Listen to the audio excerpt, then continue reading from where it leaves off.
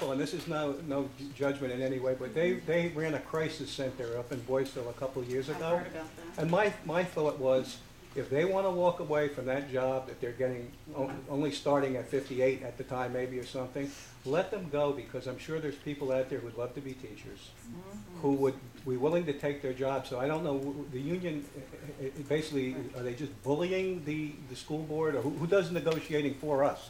Well, first of all, the contract only opens when it expires. I mean, we can open it sooner Right. if they want to. Right. And there's rules around contract negotiations.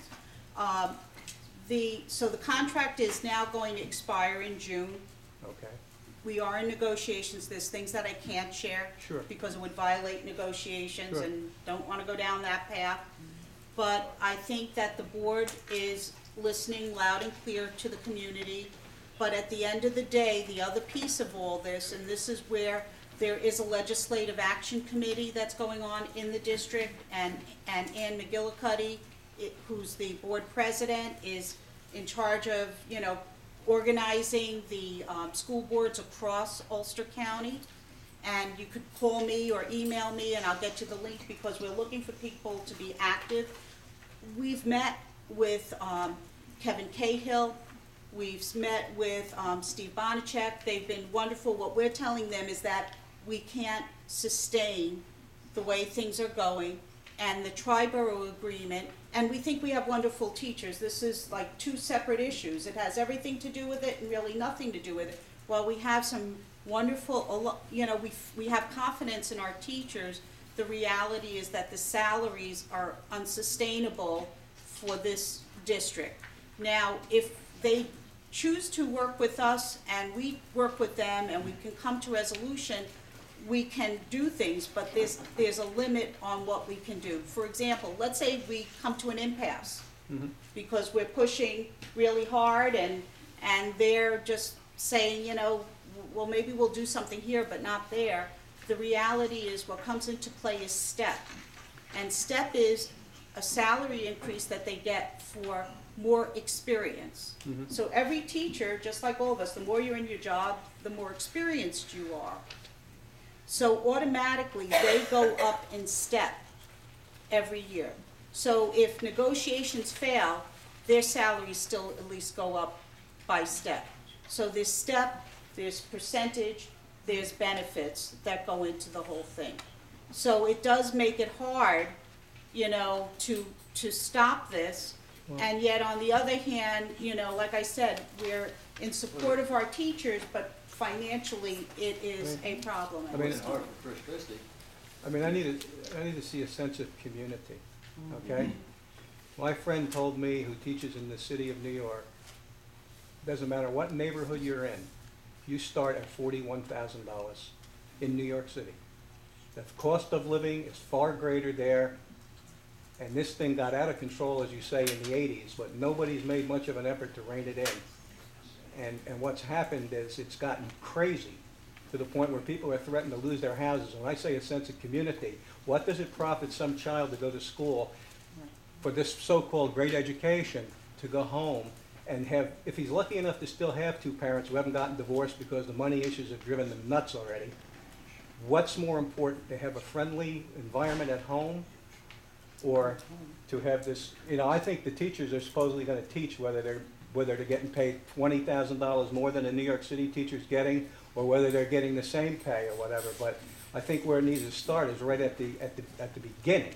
When the first teacher walks in, that number's got to be rolled way back, because by the time they've been there 30 years, you've got this number that's gotten spread out like this. And I mean, it's got to start at the beginning. Now, I don't understand why that can't be worked out. I'd like to say something. I want you to know that the Board of Education... I'm sorry, who are you, sir? My name is Dan Spencer. I'm on the Board of Education. All right. I'm one of the trustees. I'm actually on the part of the negotiating team. Your thoughts and concerns are with this board, and they are being brought to the table. But Phyllis is correct in stating that some of this stuff started long ago, and we don't necessarily have an immediate handle on it. So what we have to do is we have to negotiate, and we have to work our way back to what's realistic. You know, you can't just go and take everything away in one shot. I wasn't saying that. No, just hear me out. I'm not saying we're gonna do that. But in order to be fiscally responsible, we need to figure out what's the right path to go down, and then work as a team with the teachers' unions, because we're all in this together. And we can't just pull the rug out underneath them and then not be able to work together going forward. So it's really important that the thoughts from the community are put on the table and people understand what we're up against, that we feel it is unsustainable, that you feel it's unsustainable. And part of that is a two-prong approach. One is your Board of Education needs to be strong and needs to stand up, but as Phyllis mentioned earlier, it's really important that the community is involved in this decision. And a lot of that happens through the legislative action. Because you have to go out to the government, because the union they're going out and they're telling everybody what they want. They're well connected, they're doing what they need to do to get their point across, and we have the same right. The communities have the same right. Everyone needs to be involved, and you need to voice your opinions out there so that everybody hears them, so it's on the table. It's not being said behind anybody's back. Everyone says what's on their mind, and those are the kind of actions that we can take forward. Thank you. If I may, I'm gonna move us along, okay? Can I come back to you, or I'm looking behind you? I can't. Go ahead. I'd rather not. Go ahead. All right, I'm a state employee, 23 years. They're making more than me right now. Now, as you're talking this negotiation here, obviously, you know, I'm a union employee also, but there's been years on the job where I haven't gotten anything. 0 raise. I mean, you're talking 60 plus 25, you know. Are they contributing to those benefits, especially the medical? That right now they're contributing at 10%, and that, just so you know, this is the information that, you know, we're aware that our latest contracts, we're looking at goals of 15%, but everything has to be negotiated. But I agree with you. I mean, my husband, like I said, is also a school social worker. He has an ISIT card, but it's a whole different world down here than when I worked and lived upstate. The same thing for us. Our thing is 6 years before you reach salary.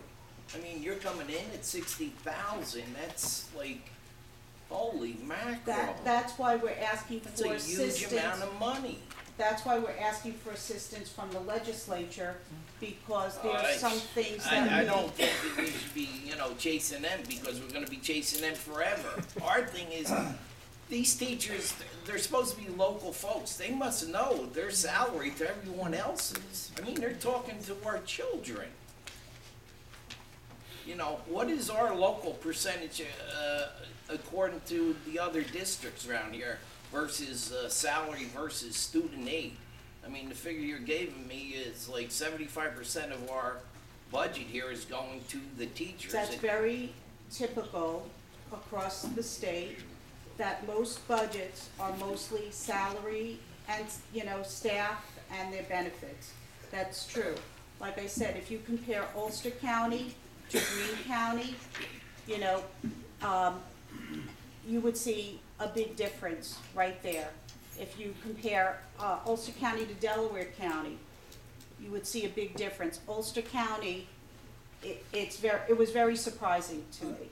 Unfortunately, Excuse me one second, I have a gentleman back there who had his hand up, so. Before the gentleman stated that you guys are going through negotiations and stuff, and that you can't just pull the carpet out from under them. If my mom doesn't make her taxes, you guys are gonna take her house from her. Why can't we take their jobs from them? Pull the carpet out from under them. I'm tired of it. You know, I'm union. I've been going to work for 80% of my salary just to go to work. 80%. That's full. I took a cut to go to work. Right, They can take a cut to go to yes, work too. because it got out of control. Yeah. A lot of people looking for, a lot of teachers looking for jobs, they'd love to be here. We hear you. That's why also when the budget presentations go on, I don't present alone. Board members come, they're listening, I'm listening, and these are things, without disclosing much, these are things that that are concerns already, so. All right, Yes. so if Wait, I may excuse me, continue. let me come here, go Okay. ahead.